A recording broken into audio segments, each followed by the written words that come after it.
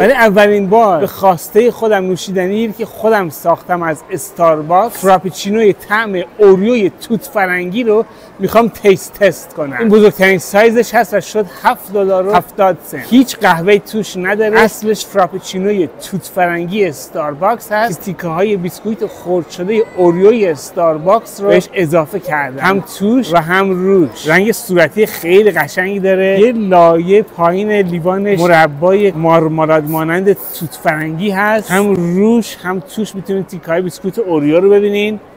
مرگ بر خامنه‌ای، خامنه‌ای، خمینی، جمهوری اسلامی، اسحاقی اسلامی و ملت کبیر ایران رو پس میگیریم.